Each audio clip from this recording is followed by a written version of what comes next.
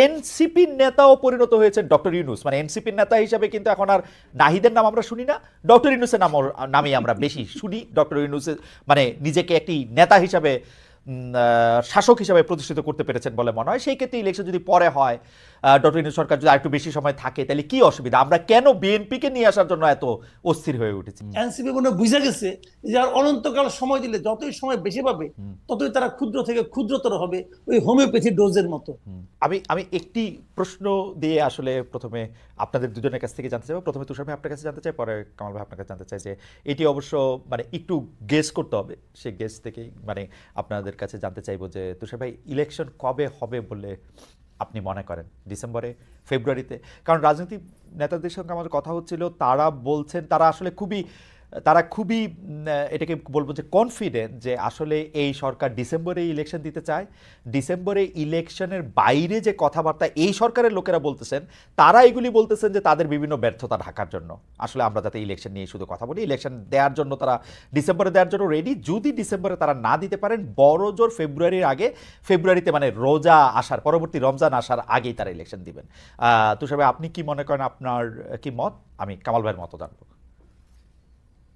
আমার বয়সের কারণে আমি বাংলাদেশের প্রায় সবগুলি নির্বাচন দেখেছি, ফলে আমার মনে হয় যে ইলেকশন আগামী বছর জুনেও হবে না। আমার ধারণা যে ইলেকশন হবে আগামী বছর ডিসেম্বরে, অথবা বলতে পারি না কখন হবে। এই কারণে এই ডিসেম্বরে হবে না, কারণ ইলেকশনের কোনো প্রস্তুতি কিংবা কোনো নড়াচড়া আমরা অনুভব করতে পারছি না। যখনই আগামী বছর আসবে, শুরুর দিকেই থাকবে রমজান মাস। রমজানের আগে ইলেকশন আসলে অসম্ভব, কেননা রমজানের মধ্যে ক্ষমতার রদবদল, রমজানের জিনিসপত্রের দাম বাড়া কমা, এইসবের লোড কোনো রাজনৈতিক দল নিতে চাইবে না, কারণ তারা ক্ষমতায় এসেই রমজান চাইবে না। কারণ রমজানের ঈদে মানুষ খুবই সেন্সিটিভ থাকে। তার রমজানের 2 মাস 10 দিন পরেই হচ্ছে কোরবানির ঈদ। কোরবানির ঈদ এবং রমজানের মাঝখানে যদি ইলেকশন দিতে হয়, তাহলে এসএসসি অথবা এইচএসসি যে কোনো একটা পরীক্ষা তার মাঝখানে পড়বে, ফলে সেখানেও যে নির্বাচন দেওয়া সম্ভব হবে আমার মনে হয় না। এবং জুন মাস চলে আসলে আমার ধারণা যে নানান কথাবার্তা বলে এটাকে 2026-এর ডিসেম্বরে নিয়ে যাওয়ার একটা চেষ্টা করা হবে। এটা হচ্ছে আমার অভিজ্ঞতা থেকে বলা কথা। কিন্তু যদি আমরা প্রধান উপদেষ্টার কথাকে বিশ্বাস করি, তাহলে বলতে হবে যে অবশ্যই আগামী বছর জুনের মধ্যে নির্বাচন হয়ে যাবে। সেই জন্য এখন আমি বিশ্বাস করতে চাই যে আগামী বছর জুনের মধ্যে নির্বাচন হবে, কিন্তু আমার অভিজ্ঞতা বলে যে কোনোভাবে আগামী বছর জুনের মধ্যে তারা নির্বাচন দেবেন না। তুষার ভাইয়ের কথা শুনলাম আমরা একটু কামাল ভাইয়ের কথা শুনি। কামাল ভাই, ইলেকশন কবে হবে বলে আপনার মনে হচ্ছে? না, কবে হবে এটা বলা কঠিন, এটা বলা অসম্ভব। কারণ এই সরকারের সঙ্গে যারা আছেন তারা এক একজন এক এক কথা বলেন, অথবা সরকারে যারা সুবিধাভোগী আছেন তারা আরো অনেক কিছু বলেন, তারা অনেক ইউটোপিয়া নানা রকম থিওরি দেন।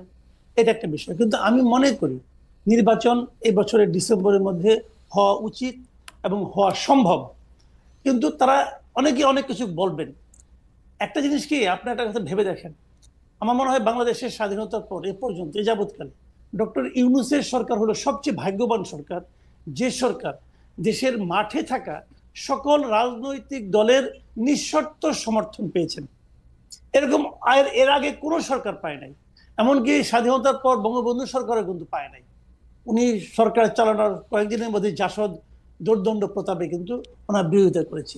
এরকম একটা সমর্থন পাওয়ার কারণে ওনাদের পক্ষ থেকে, অথবা ওনাদের যারা নাকি সুবিধাভোগী আছে, ওনাদের যারা চামচামি করেন, তারা নানাভাবে নানা ধরনের কাজ করতেছেন এবং সোশ্যাল মিডিয়ার মাধ্যমে এক ধরনের প্রচারণা চালাচ্ছেন। কেউ বলছেন যে 3 বছর, কেউ বলছেন যে না 29 সাল পর্যন্ত, কেউ বলছেন 5 বছর। আবার ওনাদের একজন আপনার দার্শনিক আছেন যিনি বলছেন যে না একটা জাতীয় সরকার হবে, সেখানে ডক্টর ইউনূস প্রধান উপদেষ্টা হবে এবং উপপ্রধান উপদেষ্টা হবে তারেক রহমান। এই ধরনের নানা ধরনের কিন্তু মানে আপনার পারমুটেশন কম্বিনেশন এখন আমরা দেখতে পাচ্ছি। বাট আলটিমেটলি জিনিসটা হলো যে এই যে প্রথমে যে কথাটা বললাম যে সবগুলি পলিটিক্যাল পার্টি এই সরকারকে সাপোর্ট দিচ্ছে, যদি সাপোর্ট না দেয় তাহলে কি হবে? একটা চাপ তৈরি হবে। এই চাপ সামাল দেওয়ার ক্ষমতা ইউনূস সরকারের নাই, একদমই নাই। কাজেই যদি আমি বললাম আগামী সপ্তাহে যদি তারেক রহমান এসে বলে যে আমি ইলেকশন চাই এবং ডিসেম্বরের মধ্যে চাই, যদি বলে, আপনি নিশ্চিত থাকেন ইলেকশন ডিসেম্বরে হবে। কারণ ডক্টর ইউনূস ওই রিস্কে যাবে না, তার পক্ষে এই চাপ সামাল দেওয়া সম্ভব না। এখন অনেক পলিটিক্যাল পার্টি অনেক রকম কাহিনী করতেছে, যার যার স্বার্থ আছে। কেউ কেউ ভাবতেছে আমি আর কয়েকটা দিন সময় পেলে গুছাই নিতে পারবো। তবে আমার ধারণা এনসিপি মনে হয় আর ভাবে না। এনসিপি মনে হয় বুঝে গেছে যে আর অনন্তকাল সময় দিলে যতই সময় বেশি পাবে ততই তারা ক্ষুদ্র থেকে ক্ষুদ্রতর হবে, ওই হোমিওপ্যাথি ডোজের মতো। হ্যাঁ, ওটাতে কোনো কাজ হবে বলে আমার কাছে মনে হয় না। এনসিপির আশা আকাঙ্ক্ষা মোটামুটি এখন শেষ। এখন জামাত হয়তো ভাবতে পারে যে আর একটু সময় পারলে আর একটু গোছাবো, কিন্তু তাতেও কিছু হবে বলে আমার কাছে মনে হয় না। আমি জানি না কি হবে তাদের পলিটিক্যাল ইকুয়েশন কার কি। তবে আমি এটুকু মনে করি, যদি পলিটিক্যাল পার্টিগুলো চাপ দেয়, এই সরকারের পক্ষে ইলেকশন ডিসেম্বরের থেকে মানে বিলম্বিত করার কোনো সুযোগই নাই, কামাল ভাই। পারবে না। আমি কামাল ভাইয়ের সাথে আমি একমত যে পলিটিক্যাল পার্টিগুলো যদি চাপ সৃষ্টি করে তাহলে ডিসেম্বরেতে ইলেকশন দিতে হবে, এবং ডক্টর ইউনূসও আসলে ডিসেম্বর ইলেকশন দেওয়ার ব্যাপারে একাধিকবার বলেছেন। বড়জোর তিনি নানা কারণে সেটাকে একটু বাড়িয়ে হাতে সময় রেখেছেন, কিন্তু পলিটিক্যাল পার্টি কিন্তু আমরা কিন্তু দেখছি যে পলিটিক্যাল পার্টিগুলি কিন্তু সেই অর্থে চাপ সৃষ্টি করতেছে না। পলিটিক্যাল পার্টির মধ্যে সেই চাপ কিন্তু নাই। সেটাকে আমরা বাদ করে রেখে আমি একই প্রশ্ন আবার আপনাদের দুজনকে করতে চাই। এবার কামাল ভাই আপনি যদি একটু সংক্ষেপে বলেন, তুষার ভাই আপনার পরে একটু বলবেন। সেটা হচ্ছে যে আমরা দেখেছি যে আমরা সবাই এস্টাবলিশমেন্টকে একটু কোশ্চেন করতে চাই, যে সরকার তাকে কোশ্চেন করতে চাই, কিন্তু ফ্যাক্ট রিমেন্স এবার রমজান মাসে দ্রব্যমূল্য, বিদ্যুৎ পরিস্থিতি, ঈদযাত্রা, এসব বিষয়ে অন্তর্বর্তী সরকার মোটামুটি ভালোভাবে সামাল দিতে পারায় এবং চুরি, ডাকাতি, ছিনতাই কিছুটা নিয়ন্ত্রণে আসায় দেশের রেমিটেন্স প্রবাহ বাড়ায় এবং বিভিন্ন ধরনের সম্মেলন, নানা ধরনের আন্তর্জাতিক পর্যায়ে বাংলাদেশের নানা পরিস্থিতি, এসব বিষয় মিলে জনগণের বড় একটি অংশ অ্যাপারেন্টলি ডক্টর ইউনূস সরকারের প্রতি আস্থা ফিরে পেয়েছে বলে নানাভাবে মনে হচ্ছে। আমার যারা বিএনপি বা জামায়াত যে করেন যেসব পরিচিতরা, নেতৃবৃন্দরা, তারাও অনেকে বলছেন ডক্টর ইউনূসের প্রতি এই দেশের মানুষের কিছুটা আস্থা বেড়েছে, অ্যাপ্রুভাল রেটিং অনেক বেড়েছে বলে মনে হচ্ছে। এমনকি এনসিপির নেতাও পরিণত হয়েছেন ডক্টর ইউনূস। মানে এনসিপির নেতা হিসাবে কিন্তু এখন আর নাহিদের নাম আমরা শুনি না, ডক্টর ইউনূসের নামেই আমরা বেশি শুনি। ডক্টর ইউনূসের মানে নিজেকে একটি নেতা হিসাবে, শাসক হিসাবে প্রতিষ্ঠিত করতে পেরেছেন বলে মনে হয়। সেই ক্ষেত্রে ইলেকশন যদি পরে হয়, ডক্টর ইউনূস সরকার যদি আরেকটু বেশি সময় থাকে, তাহলে কি অসুবিধা? আমরা কেন বিএনপিকে নিয়ে আসার জন্য এত অস্থির হয়ে উঠেছি, বা যারা নির্বাচন করে আসবে তাদের জন্য অস্থির হয়ে উঠেছে? সরি, প্রশ্নটা লম্বা হয়ে গেল, আমি আর কথা বলছি না। কামাল ভাইকে শুনে আমরা তুষার ভাইকে শুনবো। না, এখানে একটা কথা আমি বলি আপনাকে, ডক্টর ইউনূস ভালো করছেন কি মন্দ করছেন এটা তো আমার দেখার বিষয় না রে ভাই। না, কেন আমি বলি, ডক্টর ইউনূস কোন সরকারের প্রধান? উনি একটা অন্তর্বর্তী সরকারের প্রধান। অন্তর্বর্তীকালীন সরকার মানেটা কি? মানেটা হলো একটা রেগুলার গভর্নমেন্ট আসবে, যতদিন সেই রেগুলার গভর্নমেন্টটা না আসে ততদিন সরকারটাকে পরিচালনার জন্য এবং ওই রেগুলার গভর্নমেন্ট আনার জন্য যে নির্বাচনটা হবে, সেই নির্বাচনটা অবাধ এবং নিরপেক্ষ করার জন্য একটা সরকার দরকার। সেটি হলো ডক্টর ইউনূসের সরকার। এই কথা কিন্তু মাথায় রাখতে হবে। কাজে এই সরকার তো রেগুলার গভর্নমেন্টের মতো কাজ করবে না। এবং অন্তর্বর্তী সরকার, আপনি যেগুলো আমরা সাফল্য বললাম, আমরা কিন্তু এগুলি একটাও অস্বীকার করছি না। রমজানের শাকসবজির দাম কম ছিল, কোনো সন্দেহ নাই। চালের দাম কি কম ছিল? তেলের দাম কি কম ছিল? ছিল না। এখন আপনি বলবেন যে চাল তেল নিয়ে কামাল ভাই গত রমজানে সবকিছুর দামই বেশি ছিল, চালের দামও বেশি ছিল, শাকসবজির দামও বেশি ছিল। এবার শাকসবজির দাম কম, এটা আমাদের জন্য একটা রিলিফ না? রিলিফ, অবশ্যই রিলিফ, আমি অস্বীকার করছি না। রমজান তো শেষ, এখন কি হচ্ছে শুনেন। আমার কাছে ওই দিন এক ভদ্রলোক 3টা রিসিট পাঠাইছে, 3টা রিসিট। একটা রিসিট সে মোহাম্মদপুরের একটা দোকান থেকে, মায়ের দোয়া নামে একটা চাউলের দোকান, সেই দোকান থেকে সে জানুয়ারি মাসের 3 তারিখে 25 কেজি চাউলের এক বস্তা চাউল কিনছে 1740 টাকা দিয়ে। সেই একই দোকান থেকে সেই একই চাল, একই পরিমাণ চাল উনি ফেব্রুয়ারি মাসের 1 তারিখে কিনছেন 1950 টাকা দিয়া। সেই একই দোকান থেকে একই পরিমাণ চাল, 25 কেজি চাল, উনি এপ্রিল মাসের 7 তারিখে কিনেছেন 2155 টাকা দিয়া। কথাটা খেয়াল করেন, 4 মাসের ব্যবধানে চাউলের দাম 1700 থেকে 2100 টাকা হয়ে গেছে, কিন্তু একই দোকানে একই জায়গায়। কাজে এটা হলো রিয়েলিটি। আর গতকালকে তো আপনার তেলের দাম বেড়ে গেল 1 লাফে 14 টাকা। তো এখন আপনি যদি বলেন না তেলের দাম কম আছে, চাউলের দাম কম আছে, দাম বেড়েছে কিন্তু আমাদের ক্রয় ক্ষমতা বেড়েছে, বলতে পারেন ভাই। অনেক কথাই আগেও শুনেছি, এখনো শুনতে পারি। সেগুলি এক জিনিস। বিষয়টা কি হয়েছে আমি বলি, ডক্টর ইউনূস হলো একটা অসাধারণ পিআর পার্সন। উনি জানেন যে কিভাবে পিআরের কাজগুলি করতে হয়। সোশ্যাল মিডিয়ায় এক ধরনের হুজুগ উনি চালাচ্ছেন খুবই প্ল্যান্ড ওয়েতে, খুবই। কিন্তু একটা কথা মাথায় রাখতে হবে ভাই, মাথায় রাখেন, যারা সোশ্যাল মিডিয়ায় এগুলি করে তারা কিন্তু বাজার করে না, বাজার করে বাবা। রান্না করে মা, ছেলে খায় আর খেতে খেতে স্ট্যাটাস দেয়। এটা মাথায় রাখতে হবে ভাই। এটাই বাংলাদেশে এখন হচ্ছে। কি হচ্ছে বাবাকে জিজ্ঞাসা করেন যে বাজার করতে যায় তার কি হয়েছে। আমি কিন্তু বাজার করি না কামাল ভাই, আমি গত পরশু কিন্তু দিন কামাল ভাই, বলি আপনাকে, গত পরশু দিন আমি এমন কোন সবজি পাই নাই যার দাম 80 টাকার কম। আমি পাই নাই ভাই, আমি নিজে কিনেছি। আমি কিন্তু একজনের কাছে শুনে বলতেছি না। না কিন্তু কামাল ভাই, একমাত্র টমেটো পেয়েছিলাম 50 টাকা কেজি, কিন্তু কামাল ভাই, টমেটো ছাড়া আর প্রত্যেকটা জিনিসের দাম 80 টাকা কেজি। কিভাবে কমলো ভাই? কিন্তু কামাল ভাই বলেন কিভাবে কমলো? না না ঠিক আছে, কিন্তু কামাল ভাই আমি আপনি দুজনই আপনি আমার থেকে অনেকখানি বড়, কিন্তু আমরা আসলে এই সরকারগুলিকে খেয়াল করি। তো এই আওয়ামী লীগ সরকার, তার আগে যখন বিএনপি সরকার ছিল, তাদের যে মানে তৃণমূল পর্যায়ে তাদের যে বাহিনী আছে, সেটা ছাত্রদের হোক, যুবদের হোক, এটার হোক, তাদের একটা বড় চাঁদাবাজি এবং পাওয়ার এক্সারসাইজ করার একটা সিন্ডিকেট আছে। আমাকে আমার একজন গ্রামীণ বন্ধু ফোন করে সেদিন বলেছিলেন যে তোমরা তো গ্রামে আসো না, তোমরা বুঝবা না যে আমরা তো এই চাঁদাবাজি থেকে এখন মুক্ত আসি। এখন তো কেউ আমাকে এসে দলের মানে উনি হ্যাডাম শব্দটা ব্যবহার করছেন, সেটা দেখাচ্ছে না। সমন্বয়কদের ওই গ্রাসরুট লেভেল এরকম দল নাই। তো এইটা তাদের জন্য একটা স্বস্তির। এইটা আমরা কেমনে বুঝবো? আমরা শুধু তথাকথিত নির্বাচন এর নাম দিয়ে এটাকে আমরা আসলে না, আমি আপনার সঙ্গে কিন্তু একদম দ্বিমত করছি না। ওই পর্যায়ের এই ছুটকা ফাটকা চাঁদাবাজি এখন আসলে ওইভাবে নাই। ঢাকার রাস্তাতেও এই ফুটপাতের বাদামওয়ালাকেও কিন্তু প্রতিদিন 100 টাকা করে চাঁদা দিতে হতো আগে, যে নাকি চীনা বাদাম বিক্রি করে। ওইটা এখন নাই, আমি নিজে চেক করে দেখেছি, ওগুলি নাই। এটা হলো একটা পজিটিভ দিক। কিন্তু একটা কথা আপনাকে মাথায় রাখতে হবে, সেই জিনিসটা হলো আমি কিন্তু বাংলাদেশে ডক্টর ইউনূস সরকারকে হাসিনা সরকারের সঙ্গে তুলনা করবো না। হাসিনা সরকার তো আমার কল্পনার চেয়েও খারাপ সরকার ছিল।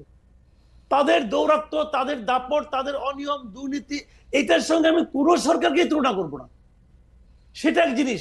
ওইখান থেকে আমরা মুক্তি পেয়েছি। মুক্তি পাওয়া মানে এইটা এখন যে পেয়েছি, এটাই যে আমাদের প্রাপ্তি, এটাই যে আমাদের প্রত্যাশা, তা কিন্তু নয়। আমরা কিন্তু নিয়মতান্ত্রিক সরকার চাই। কেন চাই সেটা আমি বলি। কোন আপনি যতক্ষণ পর্যন্ত আপনাকে রেগুলার পলিটিক্যাল গভর্নমেন্ট না আসবে, ততক্ষণ পর্যন্ত এই দেশে কোনো বিনিয়োগ আসবে না। আপনি সিঙ্গাপুর থেকে স্মার্ট লোক নিয়ে আসেন আর 41,000 উপরে থেকে ঝাঁপ দেওয়া লোককে নিয়ে আসেন, ভাই কোনো লাভ হবে না। উনি ওই মানে কি একটা অনুষ্ঠানে পরিচালনা করবেন, টুকটাক ইংরেজি বলবেন, হয়ে গেল। স্মার্টলি হাঁটবেন, হয়ে গেল। বিনিয়োগ আসবে না ভাই। পলিটিক্যাল গভর্নমেন্ট ছাড়া রেগুলার গভর্নমেন্ট যারা বিনিয়োগ করবে তারা কিসের উপর ভরসা করে করবে? করবে না। কাজে আপনি সেই জন্য আপনার এখানে একটা রেগুলার পলিটিক্যাল গভর্নমেন্ট আসতে হবে। কথা বলছি, ডক্টর ইউনূস যদি ভালো হয়, উনি এই ক্যাবিনেট নিয়ে ইলেকশন করুক না, অসুবিধা কি আছে? আচ্ছা আরেকটা কথা, সেটা হলো এই ইলেকশন এদের প্রতি সাধারণ মানুষের ম্যান্ডেট আছে কিনা তারও তো একটা প্রমাণ হওয়া দরকার আছে। আপনি তো গাইড জোরে বলতেছেন জুলাই অভ্যুত্থান, আপনি গাইড জোরে বলতেছেন। কে নিয়োগ করছে? ডক্টর ইউনূস তো নিজেই বলছে তাকে নিয়োগ করছে ছাত্ররা। ছাত্ররা এখন কই? ছাত্ররা মিটিং রাখলে তো 100 লোক হয় না। তাহলে ওরা নিয়োগ করতে হয় তো শুয়ে পড়ছে, এটা কুয়ে তো লাভ নেই ভাই। ওকে, কারণ ভাই আমি আপনার কাছে আসবো। আমি এই প্রশ্ন নিয়ে তুষারের কাছে একটু জানতে চাইবো যে তুষার ভাই আপনি কি মনে করছেন? সবজির দাম কম কিংবা বাজারে কিছু জিনিসপত্রের দাম গ্রহণীয় পর্যায়ে থাকাটা আসলে যতখানি না এই সরকারের কৃতিত্ব, তার চাইতে এটা হচ্ছে একটা আলামত আওয়ামী লীগ সরকারের দুর্নীতির। এই যে সিন্ডিকেট, জিনিসপত্রের দাম বাড়িয়ে মুনাফা করা, চাঁদাবাজি করা রাস্তার উপরে, এই জিনিসগুলো নাই। কারণ যারা এগুলি করতো তারা পালিয়ে গিয়েছে অথবা তারা গা ঢাকা দিয়েছে। ফলে এই যে জিনিসপত্রের দাম কমে এসেছে, এটা বরং প্রমাণ করেছে যে আওয়ামী লীগ কত দুর্নীতি করতো এবং কত খারাপ একটা সরকার ছিল। ফলে এই কৃতিত্বটা কেমন, এটা হচ্ছে এইরকম যে আপনার শরীরে একটা রোগ জীবাণু ছিল, রোগ জীবাণুটা বের হয়ে যাওয়াতে আপনার নর্মাল টেম্পারেচার ফেরত এসেছে, কিন্তু আপনার পাশে যিনি বসেছিলেন তিনি কৃতিত্ব নেওয়ার চেষ্টা করছেন যে এই যে আপনার নর্মাল টেম্পারেচারে ফেরত এসেছেন আপনি, এটার জন্য উনি দায়ী। আসলে ওই শরীর থেকে জীবাণু পালিয়ে যাওয়ার কারণে এটা ঘটেছে। এটা হচ্ছে আমার ব্যক্তিগত অ্যানালিসিস। কিন্তু আমি মাসুদ কামাল ভাইয়ের সাথে একমত, চালের দাম কমে নাই। আমি নিজে যেহেতু চাল কিনি আমি দেখেছি চালের দাম বেড়েছে, তেলের দাম বেড়েছে, আরো নিত্য প্রয়োজনীয় বহু কিছুর দাম বেড়েছে। এইবার কেন জানি বাংলাদেশের মানুষ খেজুর নিয়ে কোনো শব্দ করে নাই, খেজুরের দাম বেড়েছে, ছোলার দাম বেড়েছে। ফলে ইফতারের পণ্য নিয়ে এবার আমি দেখলাম যে খুব একটা মানুষ শব্দ করে নাই। আমি বুঝলাম যে বাংলাদেশের মানুষের সবচেয়ে প্রিয় ইফতার হচ্ছে বেগুনি। বেগুনের দাম কম ছিল। বেগুনের দাম কম থাকায় অন্যান্য ইফতারের পণ্যের যে দাম বেড়েছে সেটা তারা হিসাবে নেয় নাই। ডালের দাম বাড়তি, ভালো ডালের দাম কিন্তু অনেক বেশি। এবার কি খেসারি ডালের পেঁয়াজও খেয়েছে কিনা সবাই আমি জানি না, ফলে আমি বলবো যে সবকিছুর দাম কমেছে ঢালাওভাবে, কথাটা ঠিক না। তবে শীতের সবজি এবং যে সবজিগুলি সবুজ সবজি, এই সবজির দাম একটা দীর্ঘ সময় কম ছিল, এটা সত্যি কথা। তবে এর কৃতিত্ব হচ্ছে যতখানি এই সরকারের, তার চেয়ে বেশি কৃতিত্ব হচ্ছে পালিয়ে যাওয়া আওয়ামী লীগের চাঁদাবাজদের, সিন্ডিকেট যারা চালাতো তাদের। এইবার অন্য বিষয়টাতে আসি, সেটি হচ্ছে যে আমরা আসলে জুলাই বিপ্লবের যে চেতনার কথাটা শুনি, সেই জুলাই বিপ্লবের চেতনার বৃহত্তর একটি জায়গায় তো ছিল গণতন্ত্র। অগণতান্ত্রিক একটি সমাজ তো কোনোভাবেই বৈষম্যহীনতার দিকে যেতে পারে না। যে সমাজে মানুষ ভোট দেয় না এবং নিজের মানুষকে নির্বাচিত করে তার ভবিষ্যৎ নির্মাণের দায়িত্ব দেয় না, বিশেষ করে দেশের আইন প্রণয়ন যদি করে অনির্বাচিত মানুষেরা, তবে এটা পরিপূর্ণভাবে জুলাই চেতনার বিপরীত। জুলাই চেতনার আরেকটি বড় বিষয় হচ্ছে এক ধরনের বৈষম্যহীন নিয়োগ এবং বৈষম্যহীন ব্যবস্থা কায়েম করা। আমরা দেখেছি ঢালাওভাবে তদবির চলছে। স্বাস্থ্য খাতের কথা আমি বলতে পারি সরাসরি, কেননা এই বিষয়ে আমার কাছে অনেক বেশি ইনফরমেশন আছে। স্বাস্থ্য খাতে বিনিয়োগ এবং নিয়োগ দুই জায়গাতেই বাণিজ্য চলছে। আপনি দেখবেন যে হঠাৎ করে একজন লোক এসে বলেছেন যে 26,000 কোটি টাকা তিনি স্বাস্থ্য খাতে বিনিয়োগ করবেন। আমরা আবিষ্কার করলাম তিনি আসলে যুক্তরাষ্ট্রে মামলা খাওয়া একজন ব্যক্তি। আবার স্বাস্থ্য খাতে যে নিয়োগ বা বদলি চলছে, সেইখানে আমরা দেখলাম যে এসেনশিয়াল ড্রাগস থেকে অতিরিক্ত জনবল আছে এই অজুহাত দিয়ে হুম। লোকজনকে ছাঁটাই করা হয়েছে, অথচ কোনো ধরনের নিয়মতান্ত্রিক নিয়োগ প্রক্রিয়া ছাড়াই সেইখানে জনবল নিয়োগ করা হয়েছে। আমরা ওয়াসাতে একই অভিযোগ দেখেছি, এবং স্বাস্থ্য খাতে আমরা প্রচুর বদলি বাণিজ্য হতে দেখছি, যেখানে প্রচুর মানুষকে বদলি করা হচ্ছে এবং তার কিছুদিন পরে সেই বদলি ক্যান্সেল করা হচ্ছে। বদলি যদি যৌক্তিক হয়ে থাকে, তাহলে কেন কয়েক মাসের মধ্যে সেই বদলি বাতিল করতে হবে? ফলে এক ধরনের সন্দেহজনক তৎপরতা আমরা প্রশাসনের মধ্যে লক্ষ্য করছি। প্রশাসনে আপনারা নিশ্চয়ই দেখেছেন যে ডিসি নিয়োগ থেকে শুরু করে নানান বিষয়ে এক ধরনের অভিযোগ শুরু থেকে উঠেছিল, যার কোনো যৌক্তিক ব্যাখ্যা এখনো পর্যন্ত এই সরকার দিতে পারেন নাই। সর্বশেষে তারা যে সরকারকে স্বৈরাচারী বলেন, যে আওয়ামী লীগকে তারা বলেন যে গণশত্রু কিংবা একেবারে জনগণের বিরোধী, জনবিরোধী, সেই আওয়ামী লীগের রেখে যাওয়া একটি কালাকানুন, যেটা আওয়ামী লীগেররাও কালাকানুন মনে করেন, সেটা দিয়ে মেঘনা আলম নামে একজনকে তারা গ্রেপ্তার করেছেন। তার মানে কালাকানুনগুলি তারা আবার নতুন ভাবে প্রয়োগ করতে শুরু করেছেন। ওকে। ফলে এই যে এক ধরনের আচরণ আমরা লক্ষ্য করছি, এই আচরণ কিন্তু জুলাই বিপ্লবের যে মূল চেতনা, যে চেতনার কারণে বাংলাদেশের আপামর জনসাধারণ রাস্তায় নেমে এসেছিল, যে কারণে অভিভাবকরা ছাত্রছাত্রীদের পাশে এসে, তাদের সন্তানদের পাশে এসে রাস্তায় নেমে গিয়েছিলেন, যে কারণে রিকশাওয়ালা মুটে মজুর রাস্তায় চলে এসেছিলেন, সেই কারণটা আসলে কি ছিল? সেই কারণটা কি এই ছিল যে জুলাই বিপ্লবের পরে একটি সরকার আসবেন এবং সেই সরকারের ভেতরের লোকেরা কিছুদিন পর পর বলতে থাকবেন এই সরকার বারবার দরকার, এই সরকার 5 বছর থাকুক। 5 বছর যদি অনির্বাচিত একটি সরকারই থাকবে, তবে সেই সরকার কি করে জুলাই চেতনার বিষয়